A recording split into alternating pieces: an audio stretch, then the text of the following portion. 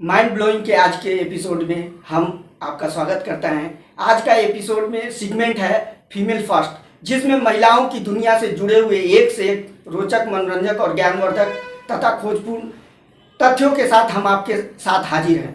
तो सबसे पहले हम चलते हैं, महिलाओं की सुहाग की निशानी है चूड़ी और सिंदूर।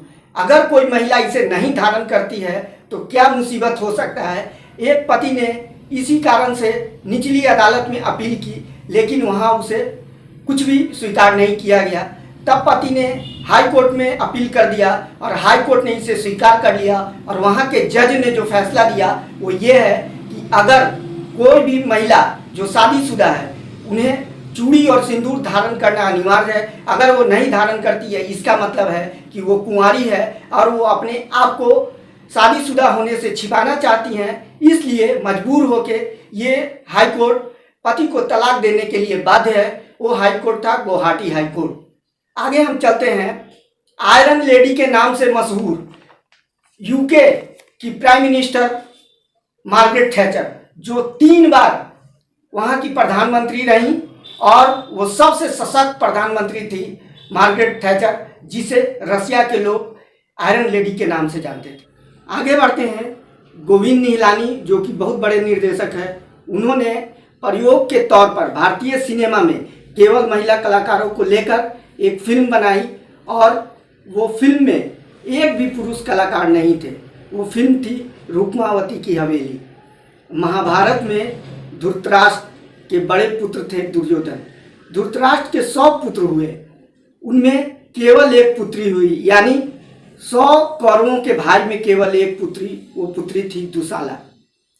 कोरोना के कारण लॉकडाउन लगा, लोग घरों में रहने लगे, पति पत्नियों के बीच झगड़े बढ़ गए।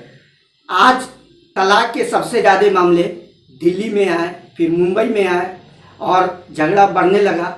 पत्नियां पतियों को झाड़ू से, डंडे से, कहीं बर्तन से, कहीं नोच खसोट की।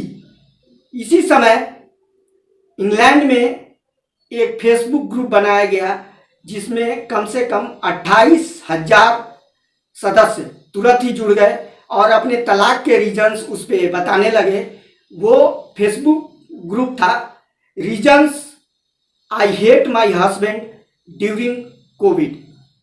वुहान इंस्टीट्यूट ऑफ वायरोलॉजी में एक महिला जिन्होंने चमगादड़ों पर बहुत तरह के रिसर्च किए और कोरोना वायरस पर भी रिसर्च किया, वो चाइना की महिला जिसे पूरा विश्व बैटवुमेन के नाम से जाना जाती है, उनका असली नाम है शी झेंग ली।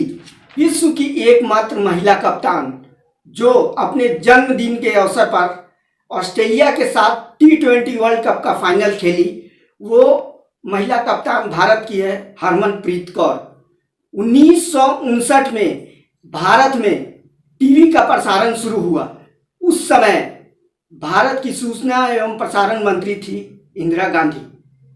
कर्नाटकी संगीत की मशहूर गायिका वोकलिस्ट MS सुब्बलक्ष्मी को 1966 में महासचिव यूनाइटेड नेशन के यूथांट ने यूनाइटेड नेशन में कार्यक्रम देने के लिए आमंत्रित किया और उन्हें पहली बार रेमन मैग्सेसे अवार्ड दिया गया, जो भारत की तरफ से पहली महिला हैं और उन्हें पब्लिक सर्विस के लिए ये अवार्ड दिया गया था। वो महिला हैं MS सुब्बलक्ष्मी। आगे बढ़ते हैं, अल्बानिया में पैदा हुई एक महिला 1910 में वो कलकत्ता चली आई वहाँ से, और उसके बाद उन्होंने एक संस्था स्थापित किया मिशनरीज ऑफ चैरिटी। ये संस्था गरीबों की और कुष्ठ रोगियों की कलकत्ता में मदद करी और ये संस्था आज पूरे संसार में है।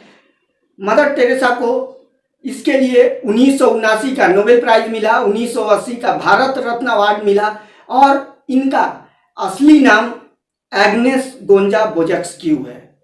एकमात्र नृत्यांगना जिनका एक्सीडेंट में एक पैर आधा कट गया, वो डांस करने में अक्षम हो गई, लेकिन उन्होंने करनी सेठी के जयपुर फुट लगा के फिर से डांस का अभ्यास करना शुरू किया और वो फिर पारंगत हो गई।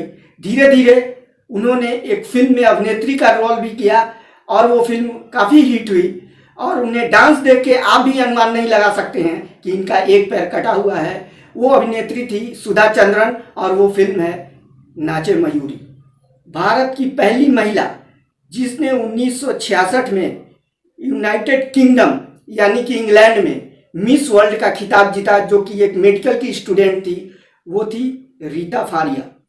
भारत की पहली महिला जो 24 मई 1984 को अपने 2 पुरुष साथियों के साथ माउंट एवरेस्ट पे फतह हासिल की, वो थे लोहटू दोरजी और शेरपा आंगदोरजी। दोनों ने मिलके माउंट एवरेस्ट पे चढ़ाई किया और भारत का झंडा लहरा दिया। ह्यूमन कंप्यूटर के नाम से शकुंतला देवी को पूरा विश्व जानता है, जो कंप्यूटर से पहले कैलकुलेशन हल कर देती है और सवाल हल कर देती है। उनके जीवनी पे फिल्म बन रही है जिसका नाम है शकुंतला देवी, जिसमें शकुंतला देवी का किरदार करेंगी विद्या बालन। अपनी पत्नी के रंग पे सवाल उठाने, उस पर कमेंट करने, उसके सांवला या काले होने पे अगर आप कमेंट करते हैं तो आप पर 498 के तहत कोर्ट में मुकदमा चलाया जा सकता है और आप जेल जा सकते हैं। ये फैसला कोलकाता हाई कोर्ट के जज ने दिया।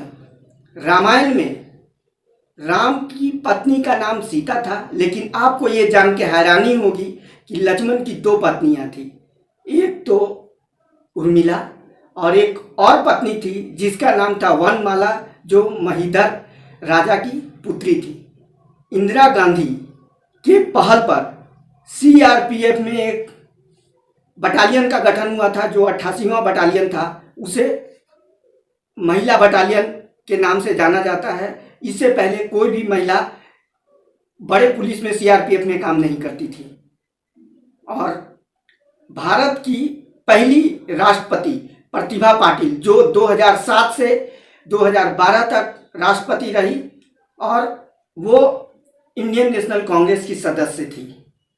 संगीता चानू, जिन्हें 2018 में अर्जुना अवार्ड दिया जाने वाला था भारोत्तोलन के लिए, और जो कॉमनवेल्थ के लगातार 2 बार स्वर्ण पदक विजेता थी, लेकिन मादक द्रव्यों के सेवन के कारण उन्हें ये अवार्ड नहीं दिया गया था 2018 में, जो अब उनसे मुक्त होने के बाद अब ये अवार्ड 2020 में दिया जाएगा।